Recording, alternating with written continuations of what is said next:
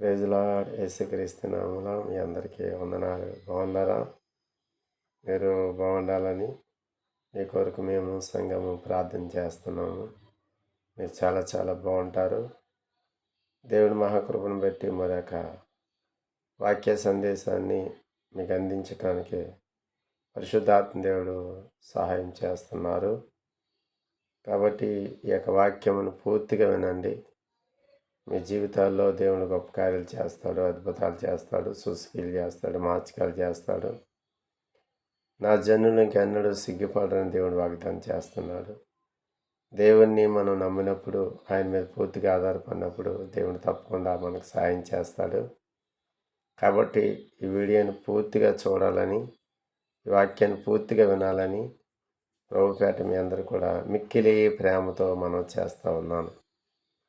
ఈరోజు వాక్య ధ్యానంలో భాగంగా దేవుని బిడ్డలారా, దేవుడు మనకు అనుగ్రహించినటువంటి వాక్యమును చదువుకుందాము. యెషయా గ్రంథము 41వ అధ్యాయము 8వ వచనంలో దేవుడి విధంగా రాశాడు.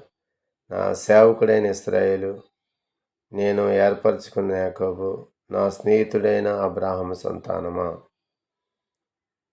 యాకోబునేమో సేవకుడు అంటున్నాడు, ఇశ్రాయేలుగా పేరు మార్చాడు దేవుడు. యాకోబుని ఇశ్రాయేలుగా మార్చాడు, ఇశ్రాయేలును సేవకుడు అంటున్నారు. అబ్రహాం దగ్గరికి వచ్చినప్పుడేమో దేవుని బిడ్డలారా, అబ్రహాము మరి దేవునికి స్నేహితుడిగా ఉన్నాడు. మనవడేమో సేవకుడు, తాతగారేమో స్నేహితుడు. యాకోబు తాతగారు అబ్రహాం, అబ్రహాం మనవడేమో యాకోబు. దేవుని బిడ్డలారా, దేవునికి మనము స్నేహితులుగా మారితే మన తరతరాలను దేవుడు దీవిస్తాడు, ఆశీర్వదిస్తాడు. అబ్రహాం గారు దేవునికి స్నేహితుడిగా మారాడు. అందుకోసమే దేవుడు ఇస్సాకుని దీవించాడు, దేవుడు యాకోబుని దీవించాడు. దేవుడు యాకోబుని ఇశ్రాయేలుగా మార్చి ఈరోజు వరకు దేవుడు అనేక మందిని దీవిస్తూనే ఉన్నాడు, ఆశీర్వదిస్తూనే ఉన్నాడు. కాబట్టి ఈ రోజున మన ప్రపంచ దేశంలో ఎక్కడ చూసినా ఇశ్రాయేలు ప్రజలు విస్తరించి ఉన్నారు. మహాజ్ఞానవంతులుగా, తెలివైన వారిగా, చాలా చాలా ప్రసిద్ధిగాంచిన వ్యక్తులుగా ఉన్నారు. కాబట్టి దేవుడిచ్చిన వాగ్దానం అబ్రహాము జీవితంలో దేవుడు నెరవేర్చాడు. అలాగనే యాకోబు రాసిన పత్రిక 2వ అధ్యాయం 3వ వచనం కూడా ఉంది. అబ్రహాము దేవుని నమ్మెను, అది అతనికి నీతిగా ఎంచబడెను. మరియు లేఖనము ఏం చెప్పుచున్నదనగా, అబ్రహాము దేవుడు స్నేహితుడని పిలువబడెను. కాబట్టి దేవునితో మనం స్నేహం చేయాలి. దేవుడు మనతో స్నేహం చేయాలని ఆశపడుతూ ఉన్నాడు. యోహాను సువార్త 1వ అధ్యాయం 15వ అధ్యాయం 14వ వచనంలో, మిమ్మల్ని దాసులను పిలవక స్నేహితులని పిలుచున్నాను ప్రభు అంటా ఉన్నాడు. ఆలోచించేయండి.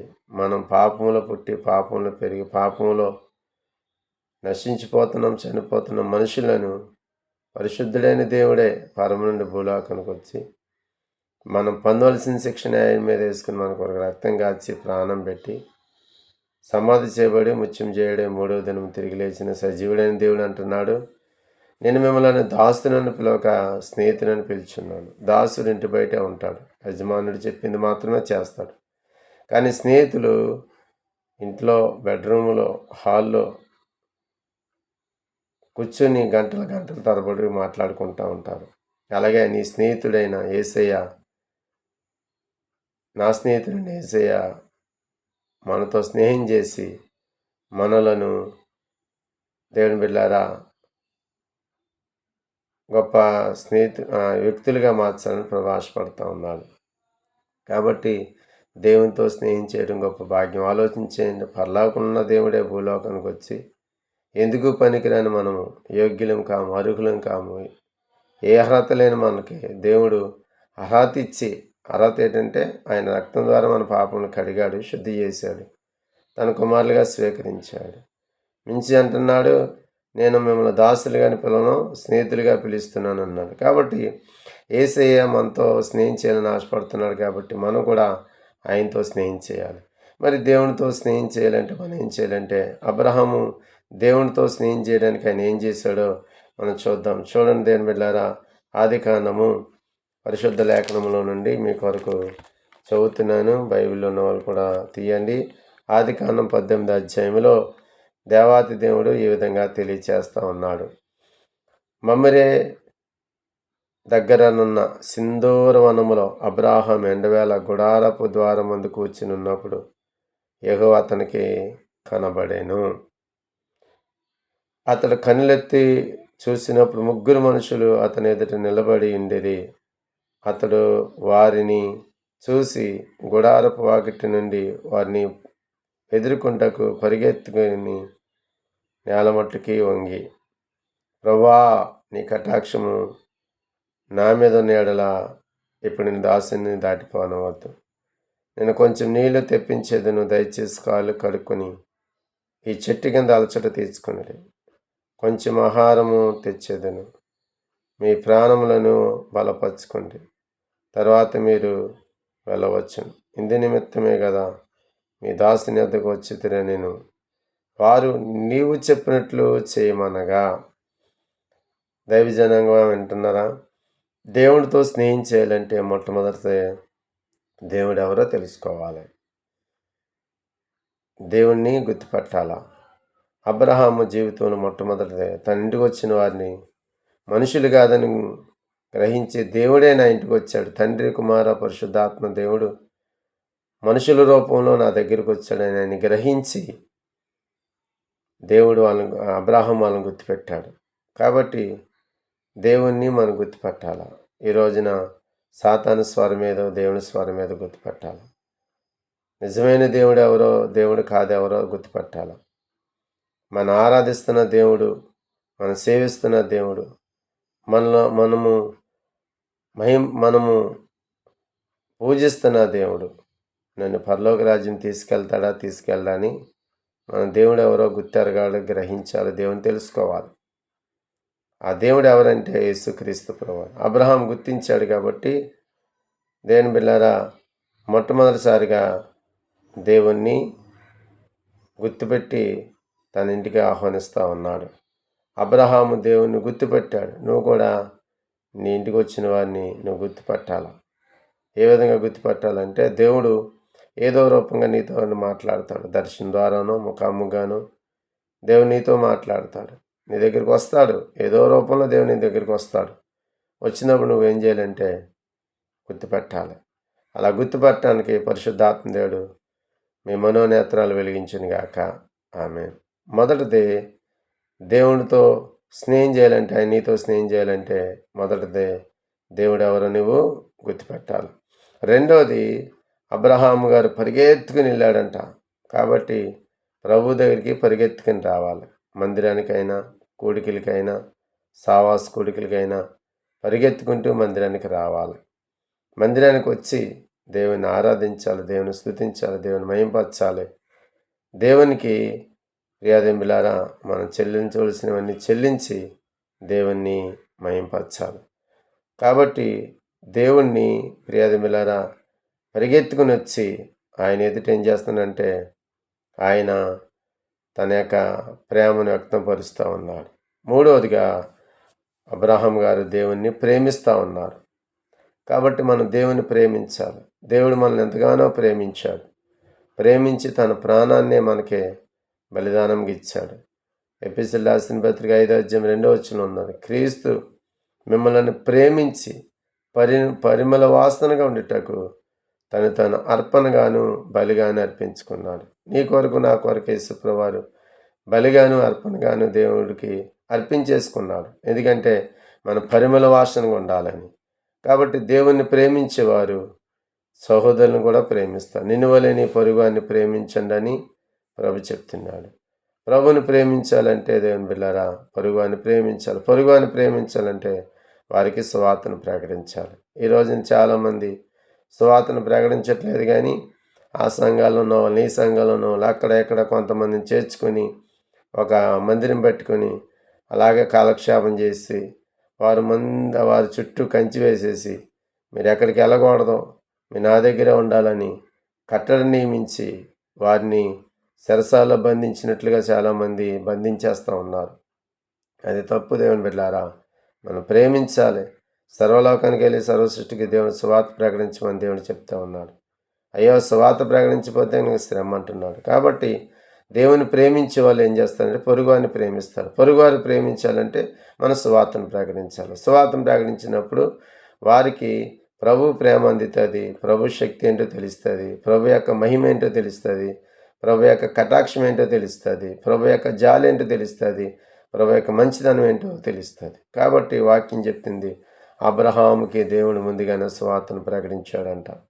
ఆ అబ్రహాం గారి ద్వారానే దేవుడు మనకు సువార్తను అందించాడు. కాబట్టి మనం కూడా అనేక మందికి సువార్తను ప్రకటించే వారు ఉండాలని ప్రభువు కోరుతా ఉన్నాడు. అందుకోసమే ప్రతి నెల ఏ రోజు మేము ఆగకుండా 2008లో మేము సువార్త ప్రకటించి ఇప్పటి వరకు ఆయా గ్రామాల్లో పట్టణాల్లో ప్రతి నెల సువార్తను ప్రకటిస్తూనే ఉన్నాం. కాబట్టి దేవుణ్ణి ప్రేమించేవారు ఇతరులను కూడా ప్రేమిస్తారు, వారు కూడా పరలోక రాజ్యం ఉండాలని ఆశపడుతూ ఉంటారు. కాబట్టి అబ్రహాము దేవుణ్ణి ప్రేమించేవాడు ఉంటా ఉన్నాడు. 4వదిగా అబ్రహాం గారు దేవుని బిడ్డారా 4వ వచనము, నేను కొంచెం నీళ్ళు తెప్పించేదును, దయచేసి కాలు కడుక్కొని ఈ చెట్టు కింద అలచట తీర్చుకొనిడి, కొంచెం ఆహారం తెచ్చేదును, మీ ప్రాణములను బలపరుచుకునిడి, తర్వాత మీరు వెళ్ళవచ్చు. ఇందు నిమిత్తమే కదా మీ దాసుని వద్దకు వచ్చిదిరన్ను. చూడండి దేవుని బిడ్డారా, అబ్రహాం గారు అమ్మో నేను దాస్తుని అంటున్నాడు. ఎప్పుడైతే దేవుణ్ణి గుర్తుపెట్టాడో, ఎప్పుడైతే పరిగెత్తుకుని వెళ్ళి దేవునికి సాష్టాంగ నమస్కారం చేశాడో, ఎప్పుడైతే దేవుని ప్రేమించాడో, ఎప్పుడైతే 4వది దేవునికి పరిచర్య చేశాడో, ఆ పరిచర్య దేవుని బిడ్డారా ఆయన దగ్గర 318 పనులు ఉన్నప్పటికీ అంటున్నారా, ఆయనే స్వయాన శారమ్మ గారు వంట చేసి వధించి ఫిర్యాదిమిలారా లేగదోన వధించి ఒక పనివాడికి అప్పగించి సిద్ధం చేసి వాళ్ళే వంటలు చేస్తూ ఉన్నారు, వాళ్ళే భోజనాన్ని పెడతా ఉన్నారు, వాళ్ళే దేవునికి ఆతిథ్యం ఇస్తూ ఉన్నారు, వాళ్ళే దేవునికి పరిచర్య చేస్తూ ఉన్నారు అబ్రహాం గారు శారమ్మ గారు. అలాగనే మనం దేవునికి పరిచర్య చేసే వాళ్ళం ఉండాలి. అంటే ఎక్కువగా పరిచర్య అంటే దేవునికి మొదట సేవ చేయాలి, తర్వాత తన బిడ్డలకు సేవ చేయాలి. మొదట దేవునికి సేవ చేయడం అంటే దేవుని పాదాల దగ్గర గడపాలి. ఎక్కువ ప్రార్థనలో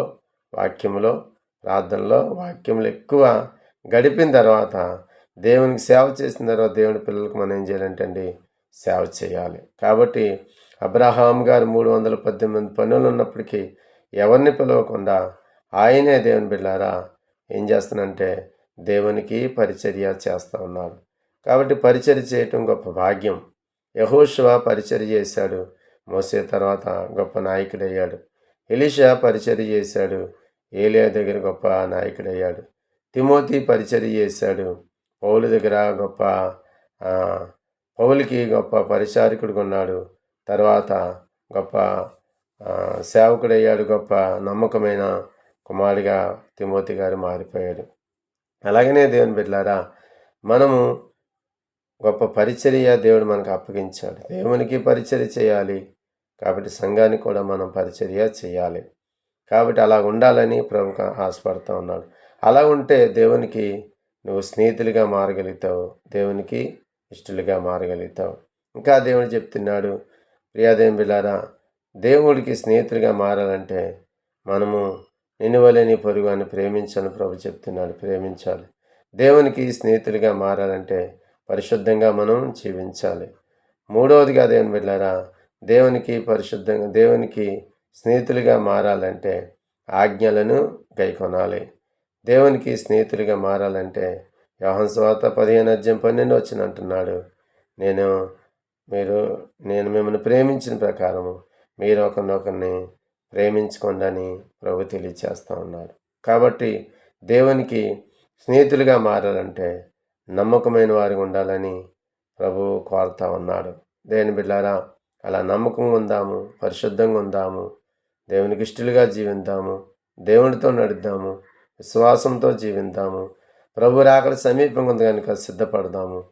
కాబట్టి ఈరోజే మీరు ఎక్కడ నుండి వాక్యం వింటున్నారో, మంచం మీద పడుకుని వింటున్నారా, కుర్చీలో కూర్చుని వింటున్నారా, లేకపోతే టీవీ చూస్తూ వింటున్నారా, వంట చేసుకుంటూ వాక్యం వింటున్నారా, బట్టలు ఎదుక్కుంటూ వాక్యం వింటున్నారా?